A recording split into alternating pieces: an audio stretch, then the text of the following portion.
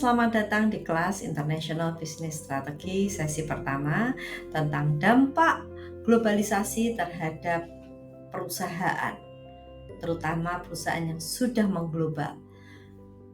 Apa itu globalisasi? Mari kita lihat pada slide berikut ini. Globalisasi adalah shifting atau perubahan market yang menjadi semakin lebih integrated, world market ya, yang lebih integrated dan saling tergantung satu sama lain. Ada 3 komponen dalam globalisasi, yaitu globalization of market, globalization of production, dan munculnya global institution. Mari kita bahas masing-masing komponen ini satu persatu. Globalization of market adalah fakta yang menunjukkan rasa ataupun kecenderungan untuk mengkonsumsi produk menjadi semakin global, rasanya menjadi global. Misalnya dengan adanya McD, Kentucky dan sebagainya, semua orang jadi mengerti apa itu rasanya Kentucky. Kita berbicara 50 tahun yang lalu, kita belum tahu apa itu Kentucky. Tapi sekarang sudah sangat umum sekali, bahkan anak-anak kecil pun tahu bagaimana rasanya Pizza Hut dan sebagainya ya. Jadi perusahaan akan mengoffer produk-produk yang standardized di seluruh dunia. Kendati demikian, perbedaan-perbedaan itu tetap selalu ada. Makanya jangan heran kalau Anda ke Kentucky Fried Chicken ya, di Indonesia selalu ada nasi, karena di Indonesia ayam kalau nggak ada nasi serasa nggak makan misalnya. Jadi itu mereka berusaha mengadop terhadap local taste ya. Walaupun produk mereka standardized, mereka berusaha mengadopsi local wisdom ataupun local culture yang ada di sini. Nah, global production adalah di mana produksi bukan hanya di satu tempat, tapi bisa ada di beberapa tempat ya. Nah, kenapa? Karena mereka berusaha mencari tempat yang paling ekonomis atau paling murah, di mana ada experience curve effect, di mana mereka membuat produk di daerah-daerah tertentu, membuat produk menjadi lebih murah dan lebih bagus karena mereka sudah terbiasa melakukan produksi tersebut ya. Jadi produksi ini misalnya sebagai contoh Pontiac Lemons ya, mereka adalah kacamata dari United States, mereka produksinya ada di Cina, di Malaysia, tapi desainnya ada di Italia. Karena apa? Karena di situ experience curve-nya lebih bagus, desain dan sebagainya. Italia memang terkenal dengan hal tersebut. Kendati demikian, ada barriers terhadap global production ini, yaitu ekonomi dan political risk, informal trade barriers, kemudian belum lagi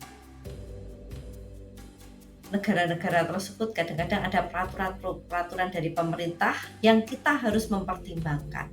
Dan juga jangan lupa ketika kita berbicara tentang global production, kita juga harus mempertimbangkan perbedaan currency yang sangat berdampak nanti pada harga secara menyeluruh.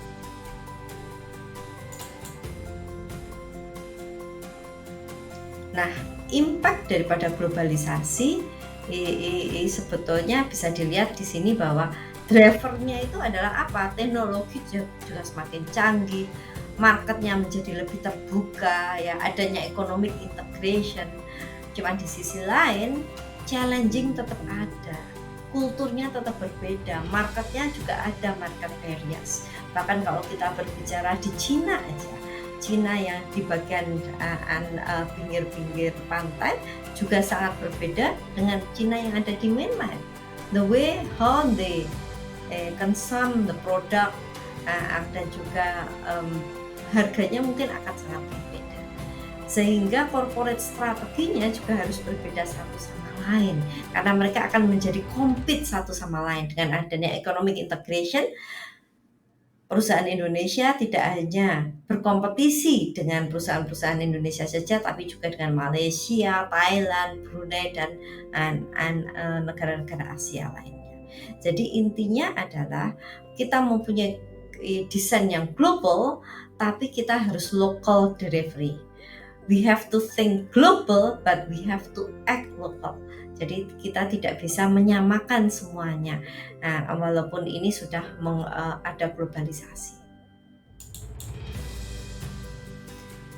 Nah, tadi disebutin salah satu komponen daripada globalisasi adalah munculnya global institution seperti GATT, WTO, World Bank, United Nations yang mereka menjadi polisi dunia, yang mereka mengawasi ya.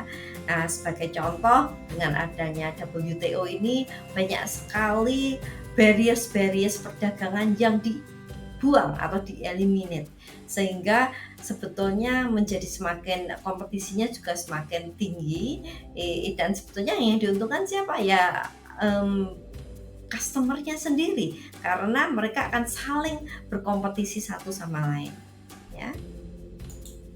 Jadi intinya pada saat kita berbicara tentang globalisasi ini ada pros dan cons-nya ya. Nah, yang bagus adalah produk menjadi semakin murah ya. Demikian juga servicesnya karena mereka akan sangat compete satu sama lain. Kemudian ini juga menstimulat berkembangnya ekonomi, ini juga meningkatkan customer income dan sebagainya. Intinya produk menjadi lebih efisien. Tapi di sisi lain ini banyak sekali juga job-job yang dari perusahaan seperti Amerika, Jepang ini yang hilang karena mereka pindah ke negara-negara yang mungkin lebih murah untuk production. Jadi di negara-negara yang advance banyak sekali job yang pindah, sehingga mereka pun banyak sekali unemployment. Kemudian wage rate atau unskilled workernya juga berbeda satu sama lain. Ini yang harus kita pertimbangkan. Nah, yang paling parah adalah adanya loss of sovereignty atau kedaulatan. Karena apa? Karena kita bukan didikte ya, tapi diatur oleh kayak tadi disebutin WTO, kemudian United Nations dan sebagainya. Mereka menjadi polisi dunia, sehingga kita tidak bisa asal membuat peraturan yang kalau di sisi lain bagus untuk negara kita, belum tentu di sisi lainnya sana akan merugikan, sehingga mereka akan menyemprit ataupun mereka memberikan rambu-rambu, sehingga kita tidak bisa asal mengikuti hanya peraturan yang ada di negara kita ya. Apa sebetulnya perbedaan antara internasional dan domestik? Nah, tentu saja dengan internasionalisasi, internasional ini country kan berbeda satu sama lain, baik dari legal, kulturnya, kemudian availability of resourcesnya sangat berbeda, juga problemnya juga semakin kompleks, semakin besar. Jadi Bapak Ibu bisa bayangkan ketika kita go internasional, kita harus mempertimbangkan masing-masing negara karena barriers-nya berbeda, kulturnya berbeda, dan juga difference currency-nya juga berbeda, sehingga ini akan memberikan dampak yang sangat signifikan terhadap profitability dari perusahaan secara menyeluruh. Jadi pada intinya ketika kita berbicara tentang globalisasi dan dampaknya terhadap international business, kita harus think global, but we have to act local. Jadi tidak bisa semuanya disamakan karena setiap negara berbeda-beda. Terima kasih, semoga bermanfaat.